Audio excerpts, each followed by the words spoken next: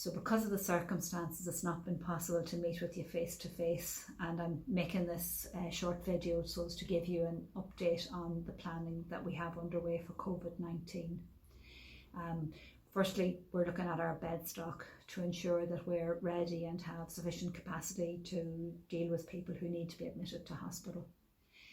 We've also been upskilling our staff, and that's been a particular focus this week. We actually deferred some surgical lists and other procedures in order to free up a whole range of staff to train so that they can be well equipped for dealing with the very sick patients that we expect to have into the future. We've been very concerned to focus on personal protective equipment. We have revamped the arrangements that we have in place for distribution. We've had a huge, you can well understand, we had a rapid increase in demand, and that was challenging to meet, challenging to have enough supplies and to get supplies to people. But we think we have a fairly robust system in place, and that we're able to more rapidly get supplies to our staff, and that's whether they're in hospital or in community.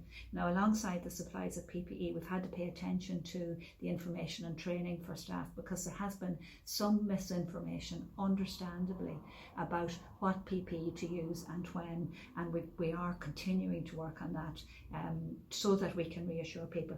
Staff are understandably anxious in the circumstance. We're taking steps to constrain visiting on our hospital sites. We talk about hospital lockdown, but in fact what we mean is that we will do our best to limit visiting to very particular cases. So for example, obviously for people who are palliative and at end of life, for women who have birthing partners, for children and their parents. So it is an attempt to very much constrain the footfall on our site, but to do that in an intelligent way that is sensitive to people's needs. But you will understand that no more than in the public, when we talk about social distancing, we really have to control footfall on our hospital sites. We've had a major event this week when we opened our first COVID centre in Kilgallen, and we're expecting in the next few days to open a similar COVID centre in Southwest Acute Hospital.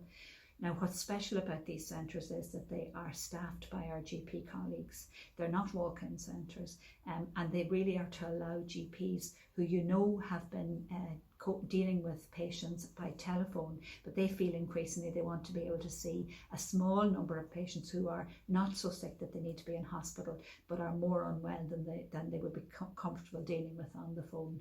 So the first COVID centre has been opened in Kilgallen. It took tremendous co-working with our GP colleagues, but we feel that could be a really important part of our response to COVID-19.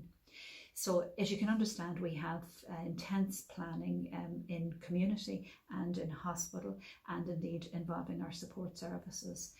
And some of what I'm talking about now, really, these are examples. There's a vast amount of work going on. A big priority for us this week has been planning to increase our testing ability. To date, we have been sending all our COVID-19 tests to Belfast, but in the next few days we expect to have testing available at Kilgallen Hospital. Our first priority after our patients will be to have testing for our staff, and we do expect that will be available, certainly slowly increasing in the next week to 10 days. It's really important to me to say to you, I understand that many of you have contacted me or contacted other trust staff, and I understand it may be frustrating for you when we don't respond, but we are extremely busy focusing on our preparations. I would ask you that if you do need to make contact, you would do so with Chris Kern. You should have his number and his contact details.